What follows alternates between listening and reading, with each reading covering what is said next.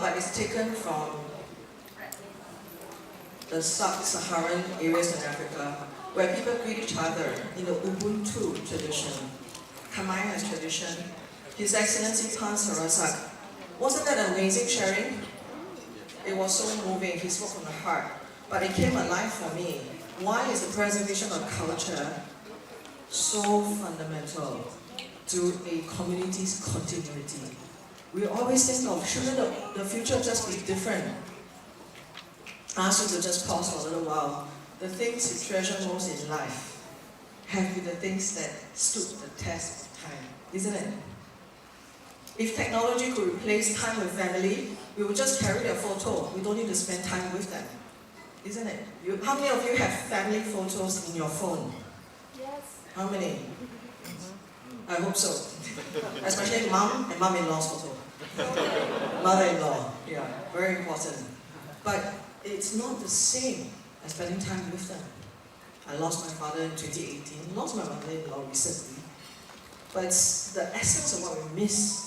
It's not so much that we long for this or that, but it's just this sense of their presence. Tradition is important, but we must understand it is paradoxical. In times of change, it is not just what is being changed, but what is being conserved that matters. So how, and Pambacho Maturana, a Chilean biologist, said this, so understanding what really makes the core of human beings, I call it deep humanity. When we're looking at deep intelligence, we have artificial intelligence. Yesterday we did AI. We did the other AI, appreciative inquiry. I find that appreciative inquiry is about human beings forging a genuine connection, a conversation with each other. I see you, I'm here. Artificial intelligence brings about new possibilities. But I spoke to a hospital, I volunteered at a hospice. The CEO said something beautiful. She said, the more high touch of services, healthcare for the end of life, palliative, the more high-tech it has to be. The more high-touch, the more high-tech. Question is, why? Have you ever considered, if robots come, what is it they cannot replace? They cannot replace your presence, cannot replace the Khmer smile, your handshake, your greeting, the sense of being with another. And that's deeply important, deep humanity for deep intelligence. This is the focus of conscious leadership. And a brief sharing I would like to do today. I would like to frame the theme for the summit. Now we all know, right? Leadership for Good. Subtitle is Imagine. Imagine what? Imagine where? Imagine Cambodia 2050, building a shared vision. As we talk about a journey out, I'm going to touch on another subtle topics over your tables. There's one essay, a brief version expert essay on conscious leadership. Why leadership? Isn't this all about changing the world? Changing Cambodia outside of me? Who am I? Am I really important? How do I see myself in the context of the transformation?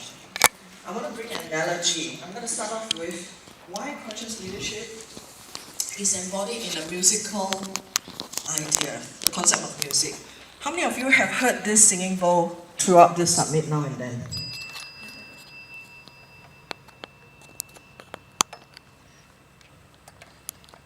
Have you heard it? I'm going to do an experiment. The experiment is, I can still hear it. I'm going to ask you to close your eyes in a while, and I'm going to ring this singing bowl. After I ring it, the moment you no longer hear the ring, I want you to slowly raise your hand. Of course, it's not a test of your hearing. If you immediately put your hand up, you've got to go see the doctor. You can keep your eyes open too if you want to, but the moment you no longer hear the final sound from the singing bowl, raise your hand to say, I can't hear anymore. Got it? Let's do this as an experiment, alright? Ready?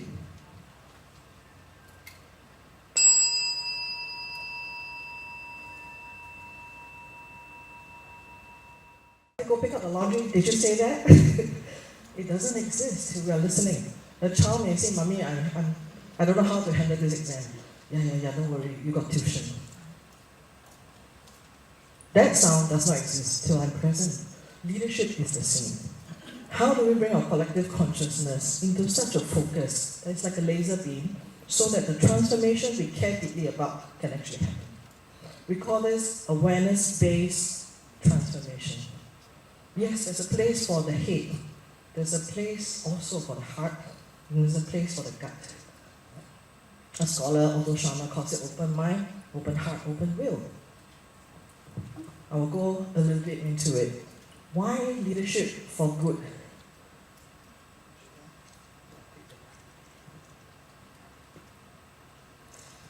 My cheeky start to this is every leader leaves a positive impression, some when they arrive, others when they leave. I love speaking about leadership. It's a good thing to remind myself, what does it mean? So, when you arrive, everybody clap and say, wow, so good, finally you're here. Yes, we have a good leader, we can follow now. Or only when you leave, you exit, then everybody bring out a big bottle of champagne. Yes, finally he or she has left. My guarantee for you is, you don't have to change. Every leader leaves a positive impact. Some when you arrive, others when you leave. It's just at which time frame, isn't it? We all aspire. I don't think anyone starts by saying, I want to leave a bad impression or negative impact. We all strive to do good. But can we become unmindful, unconscious? In our strive to succeed, can we leave the environment broken? Is it possible? Yes. In our drive to create jobs, do we end up creating poverty at the same time? Is it possible? Yes. It is incredibly challenging for sure if we're talking about inclusive growth. That's what Cambodia is doing. Inclusive means inclusive. Last person. This is the kind of challenge you're talking about. For sure you will grow. For sure we grow. Everybody will move and chase prosperity, nothing wrong. How do we include our brothers and sisters, everybody around us, so that growth is truly conscious? And when I look at, I always like to do an exercise, right? A real quick one. Maybe you can do this, and then just turn to someone next to you. Think of the best leader you know of, perhaps someone you have met before in your life. I hope you have met at least one, whom you consider to be a good leader. Write down the name of the person. And I'd like for you to reflect, what is it that they did? What qualities did they have that led you to say they are a good leader? Just a short exercise, okay? Now you can do that right away. Turn to someone next to you. It could be a faraway example, Nelson Mandela. For us, often we talk about Mr. Lee Kuan Yew, but it can also be your father. For me, it's my dad. He's very dear to me.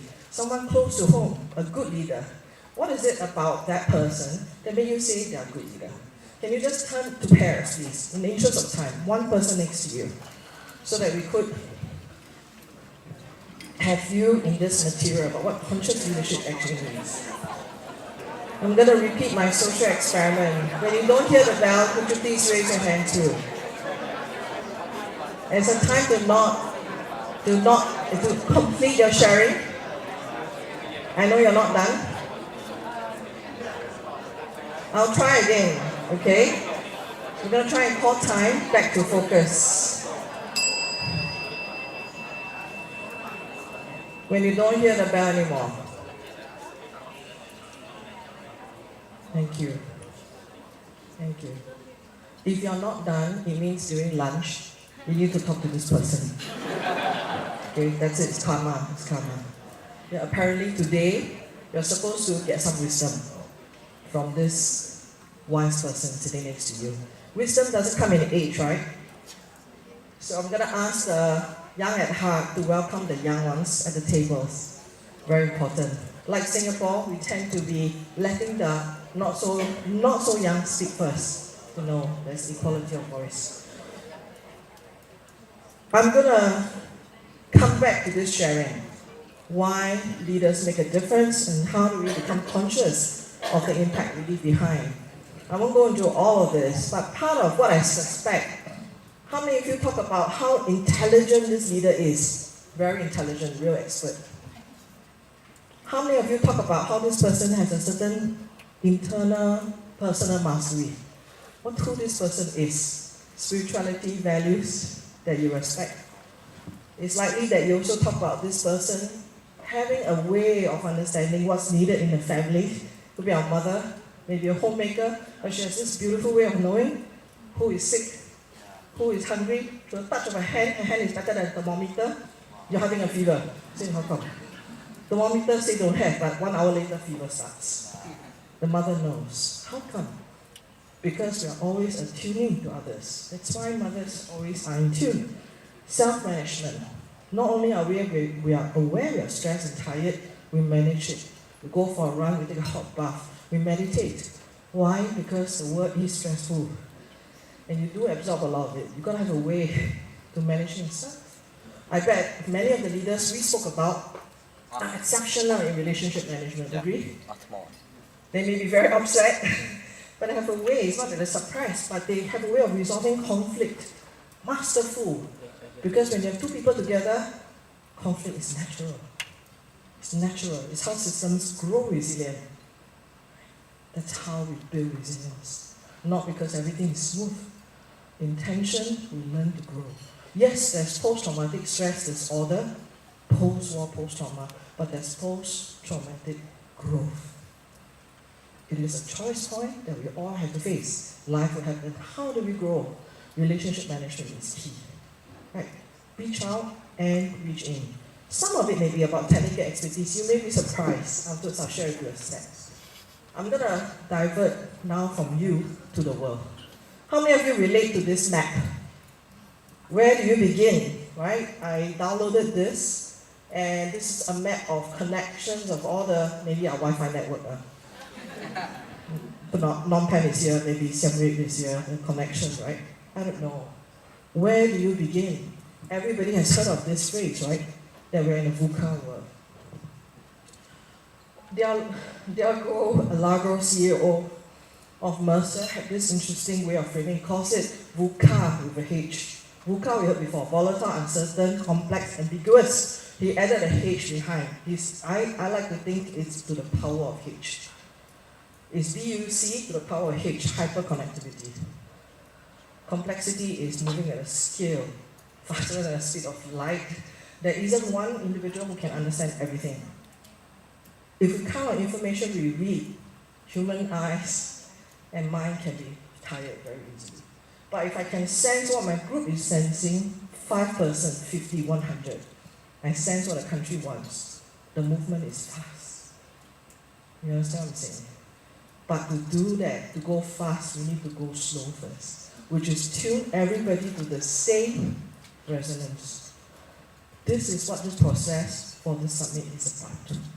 How might we go about creating a genuinely shared vision, not I share with you, I share with Dr. Chang, I share with you really. No, this cannot be a real partnership. A real partnership is, Dr. Chang, what do you think? What does your heart want? What do you think is important for this summit? We have to co-create the summit together. I don't own this. Much less can I say I own Cambodia. I don't. The spirit is to invite and resonance, to create resonance with everybody. That's what shared vision is. A mother, a father who's loving, kind, wants to raise the best children, doesn't impose. Yes, you say here are the values, these are important, don't depart from your child. But it's always ready to bring the child back, reteach again, right? Over and over. This is a commitment. Building on shared vision is the same. Invite, enroll, engage. In this world, we need resonant leaders. How do we make sense? I spoke to Valerie, who has been a real partner to me. We had a phone call a few days back. Is it imminent? We will have a global recession. We are in one probably. Will we have a third world war? If you look at the information and what people are saying, it's likely you need 3 flashpoints to create a war. But nobody expected the pandemic either. Even if you could predict it, no one prepared themselves enough to know how to respond, right? But we all know there is a reality. A client that I've worked with said this: there is a stark reality that pandemic has shown that a lot of the existing systems and structures have broken. They are no longer the same, and we are facing new complexities and interconnectedness. This is how we are born into a new post-pandemic world.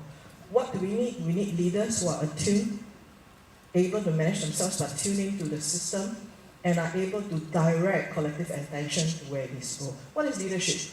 Leadership is to move commitment, alignment, energy, right? Call it direction, alignment, and commitment towards the task now.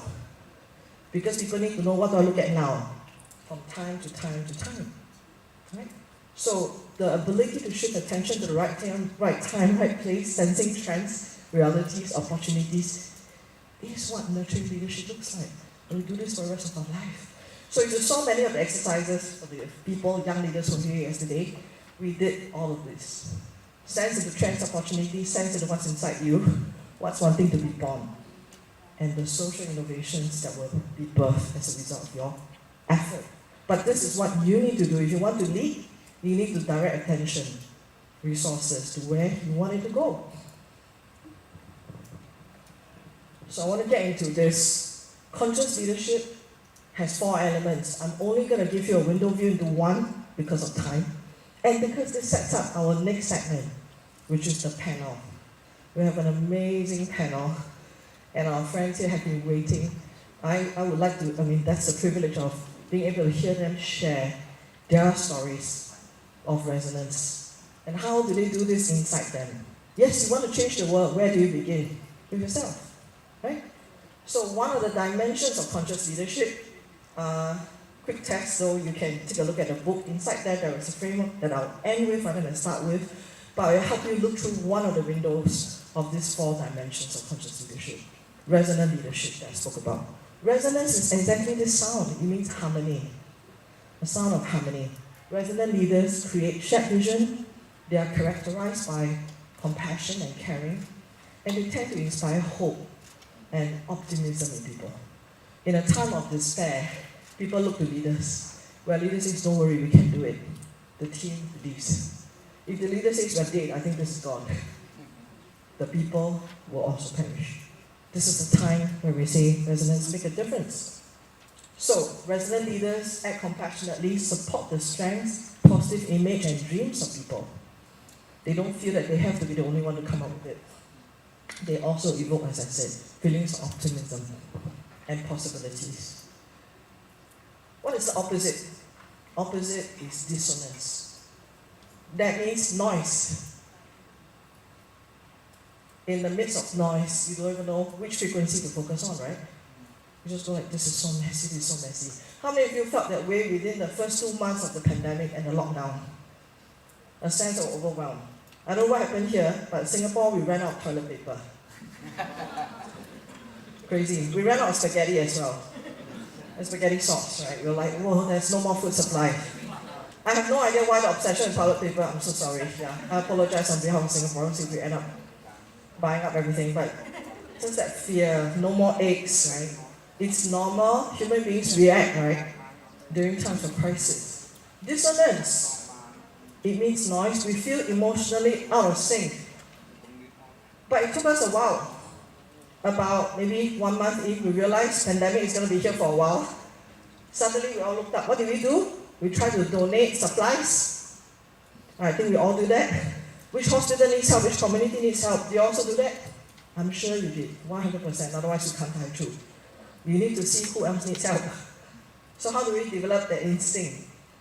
Times of dissonance, there's a lot of noise. Nobody knows where to focus. Dissonant leadership creates emotionally discordant group.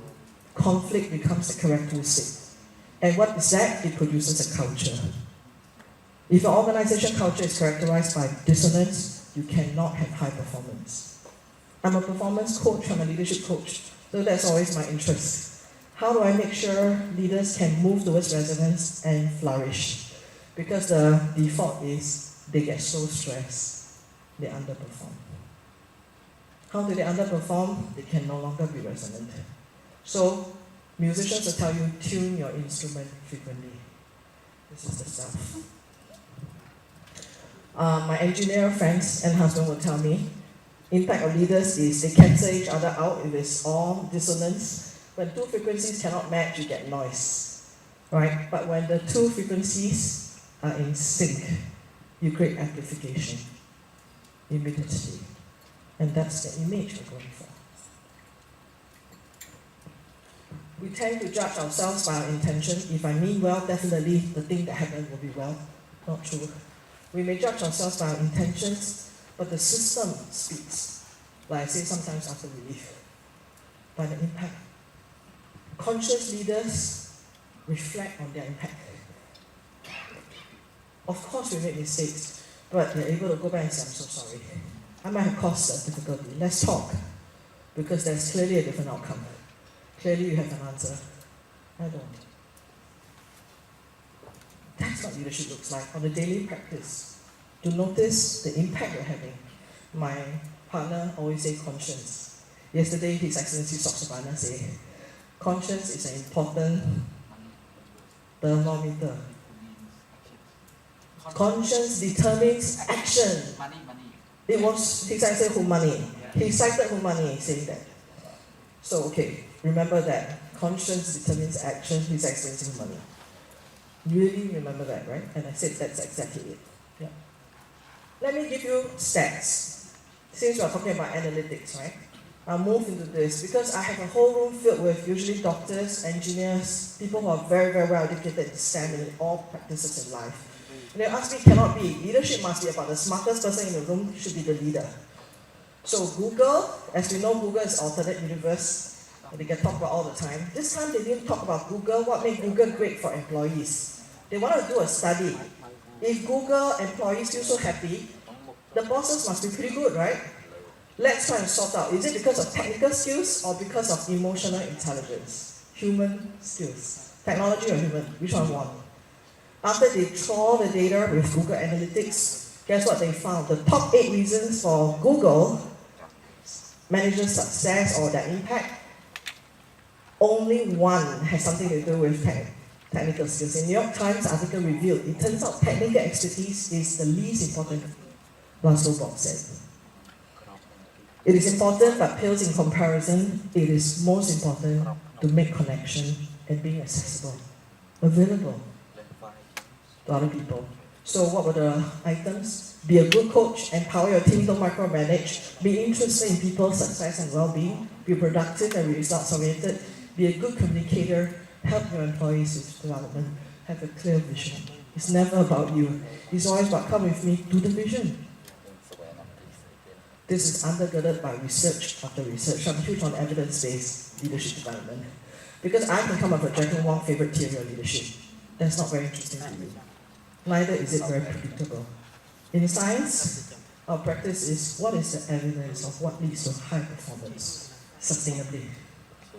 If I can help you win the SEA Games one time, that's not very useful. I've got to have a predictable system for nurturing leaders over time. That requires that you understand what success, how come. So some of you may be saying, thank goodness, I won't be replaced by a machine. But you still need to acquire the skills to be a conscious, resilient leader. That's learning. Nobody's born knowing how to do this, right? At least in my 30 years doing leadership development, started with the Singapore government inside, and then I did this outside. I've never seen someone that says I'm born. Maybe Mr. Lee Kuan Yew. But if you read many of his stories, which I understand Cambodia bookstores have a lot of Lee Kuan Yew memoirs, you will know what hardships he went through and how he reflected on his personal journey. Did he make mistakes? Oh yes. He learned up to the age of 92 when he discovered spirituality is not the same as religion. On the TV, he said, I always thought it's one and the same. I never knew it's different. I remember watching a very touching interview. He's still learning. He was at a Chinese tuition on a Tuesday of the week before he passed away. He told his Chinese tutor, still come. He couldn't sit up and do it. But he didn't cancel his tuition to learn Chinese. Right? That's exactly the interesting thing about some of these leaders. We won't see behind what they do. So, 3 levels of focus, recall. This is from Daniel Goleman, who did a lot of research on emotional intelligence. What do I mean by conscious? There are 3 levels of consciousness. If you take away nothing but just this, it's good enough for me. Consciousness of self. I don't mean self-conscious in that sense, as a construct, but I'm aware of myself, self-awareness, inner focus. Other focus, and as I'm sitting on this table, I'm feeling what I feel, but I'm aware of everybody around me. I'm attuned, I'm conscious and aware of the table. Third level, outer focus. Have you been noticing the Himawari staff that have been working so hard to look after us? Can you give them a big round of applause? Amazing ASIC team that has been around running, trying to take care of everything for Ikea, Tepi, the MC, the ASIC team that produced the video. Our friends from Product Story, Samantha, Weaver's Tale, last minute at quarter she came, got us to Cambodia. Ruth does an amazing work, her store is in Himawari, so I'm very happy and proud of them. My team, Noah, Regina, that you quietly see, these are researchers. So now they man the reception, they write many of the articles. Part of the article that's on your table is written by Regina. How do I become other focus and outer focus? In order for us to sit here, everything has to work. Agree? All the seen and unseen things. Outer focus is to not lose sight of everything that makes this possible. That's why we ask you, what made your high point story possible? Omnia Seriti didn't say this. They helped to build the SEA Games village, which my athletes from Singapore were able to come to. Without the investment from his business, no SEA Games. And so on and so forth, and so many more people. So every piece hangs together. Inner, outer focus is our shorthand for consciousness, right? In some ways. So in building leadership and conscious leadership, we have learned over the years to pay attention to level 1, level 2, level 3. It looks like a peacock feather. But we call this vertical domain deepening inside the self. Levels of deepening. But on the horizontal, it's called broadening. Afterwards, you'll hear the panelists talk about this. We'll start off with the outer story, perhaps, the work, the movement they did. Mr. Richard Yim, Dr. Lo Wai Chong, Ms. Melissa Kui, Ms. Shui Woon, and Ms. Cheng. All your stories have got impact outside. What we also want to hear is the inside. What happened in your own discovery? What do you have to let go of? So that the system you're trying to build can succeed. Right? That's the learning, letting go, right? So every time you want to impact a system, the further you want to go, you realize you reach a limit. If you're not willing to go deep inside, you can't go far outside. That's just the way. There's no shortcut. I wish I can give you better news. If you want to change Cambodia, in other words, you have to tune in deep. If you want to change ASEAN, you have to go even deeper. Let's talk about Cambodia changing the world. It is absolutely possible. Then Cambodians have the right strength inside. That's my hope for my country and my children. We cannot just look at Singapore. So what if Singapore is the strongest if the world is not strong? You will reach a limit, agree? No sustainable growth, full stop. We're all interconnected. It's not Buddhist, it's not Christian, it's all of us. Humanity. A leader that is not focused inside is tuned out, that's not focused on others is blind, that's not outer focus is indifferent. Don't care about how the system is. So what if you achieve your goals? The worst analogy maybe growth is, I talk about organization restructuring all the time as a change consultant. And a surgeon who said this, right? The analogy of restructuring is that the surgery, the operation was successful, but the patient died. That's the worst. What's the point of transitioning and leaving nothing behind? That's not the intention, is it? I move on and say, therefore, we need to have an ability to practice, to develop deeper empathy in ourselves, in the mind, in the heart, and in our gut. Cognitive, emotional, empathetic. But it doesn't mean we don't say no when someone does something wrong. The difference is, no, that was not acceptable. I expected more from you. And the second thing is, how can I help you make a positive change? It's not out you go, right? The commitment. Everybody can work for perfect bosses, perfect leaders. Everyone can work with perfect staff, but they don't exist. Everybody's imperfect in some ways, right?